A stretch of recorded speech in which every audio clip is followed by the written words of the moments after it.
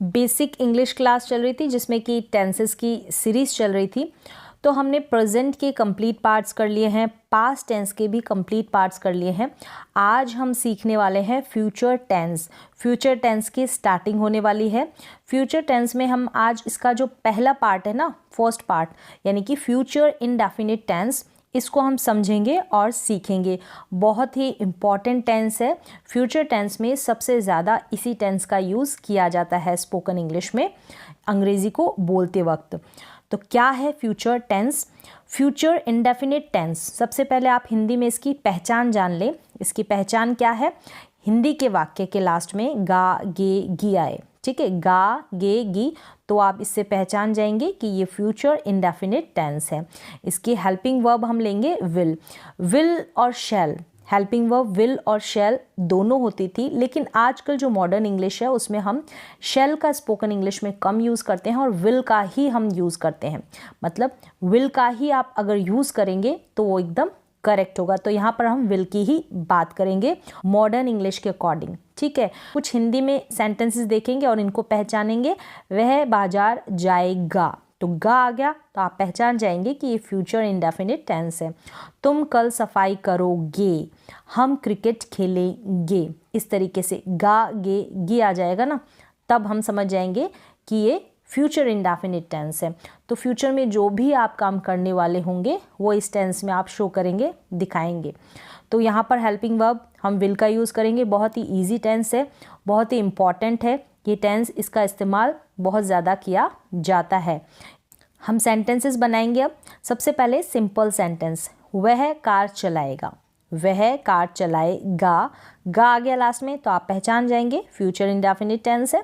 सबसे पहले सब्जेक्ट लिखेंगे। सब्जेक्ट है यहाँ पर वह यानी कि ही, फिर विल हेल्पिंग वर्ब, फिर वर्ब की फर्स्ट फॉर्म। यहाँ पर वर्ब की फर्स्ट फॉर्म का ही यूज़ होता है।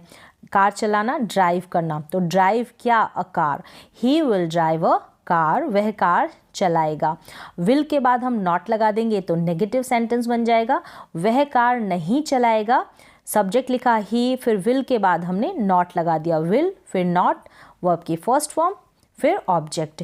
ही will not drive a car, a लिख दें यहाँ पर, he will not drive a car. फिर इंट्रोगेटिव सेंटेंस बनाएंगे, क्या वह कार चलाएगा? तो इंट्रोगेटिव सेंटेंस यहाँ पर हेल्पिंग वर्ब वाला बनाएंगे। तो सबसे पहले हम हेल्पिंग वर्ब को ही लिखेंगे, विल फिर सब्जेक्ट फिर वर्ब की फर्स्ट फॉर्म फिर ऑब्जेक्ट, फिर जो भी इंट्रोगेटिव सेंटेंस होगा वहाँ पर क्वेश्चन मार्क तो आप खुद से ही लगा देंगे। आप समझ जाएं कि क्वेश्चन मार्क तो लगेगा ही लगेगा। तो will he drive a car, क्या वह कार चलाएगा? Will he drive a car.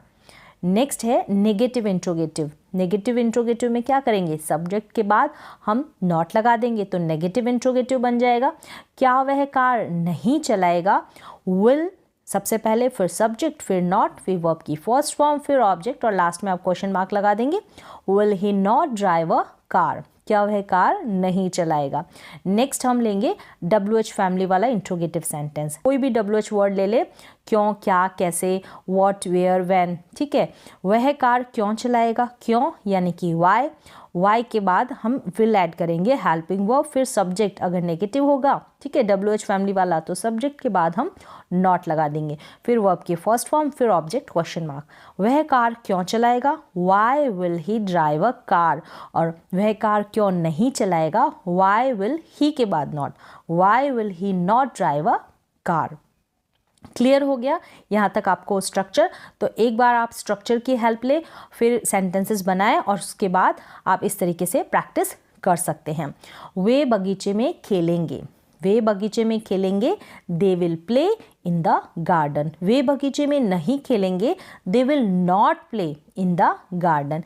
क्या वे बगीचे में खेलेंगे? तो सबसे पहले हम हेल्पिंग वर्ब लिखेंगे, will they play in the garden, will they play in the garden. क्या वे बगीचे में नहीं खेलेंगे? विल दे नॉट, सब्जेक्ट के बाद हम नॉट लगा देंगे, will they not play in the garden. वे बगीचे में क्यों खेलेंगे? क्यों यानी कि वाई, वाई के बाद हेल्पिंग वर्ब लगाएंगे, why will they play in the garden. Negative बनाएंगे तो दे के बाद हम नॉट लगा देंगे, why will they not play in the garden, why will they not play in the garden, वे बगीचे में क्यों नहीं खेलेंगे।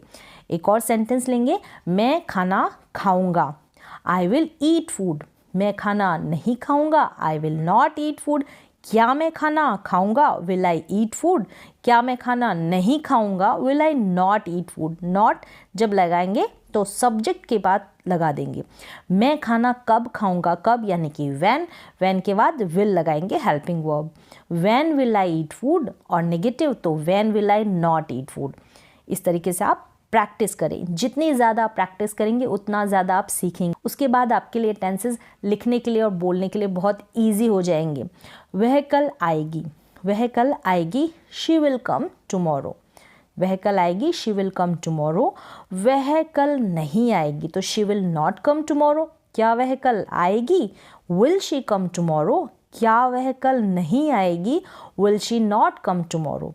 वह कल क्यों आएगी तो why will she come tomorrow. वह कल क्यों नहीं आएगी, why will she not come tomorrow. Why will she come tomorrow और why will she not come tomorrow. Interrogative हो गया WH फैमिली का, और ये इंट्रोगेटिव नेगेटिव हो गया। तो आप इस तरीके से इन सारे के सारे सेंटेंसेस को स्ट्रक्चर की हेल्प से बनाने की कोशिश करें। अगर आप एक बार टेंसेस सीख जाते हैं तो काफ़ी सारे इंग्लिश आपके लिए, रिटन और स्पोकन इंग्लिश आपकी कवर हो जाती है। इसी तरीके से स्ट्रक्चर की हेल्प लें और इन सेंटेंसेस को बनाने की प्रैक्टिस करें। जितना ज़्यादा प्रैक्टिस करेंगे उतना ज़्यादा आप सीखेंगे। इसके बाद हम फ्यूचर टेंस का फ्यूचर कॉन्टिन्यूअस टेंस करेंगे। उसके बाद 2 ही टेंस रहते हैं तो टेंस की सीरीज़ कंप्लीट हो जाएगी। उसके बाद हम प्रैक्टिस भी करेंगे। तो आज के लिए बस इतना ही। मिलते हैं एक और नए एजुकेशनल वीडियो के साथ। तब तक के लिए थैंक यू सो मच।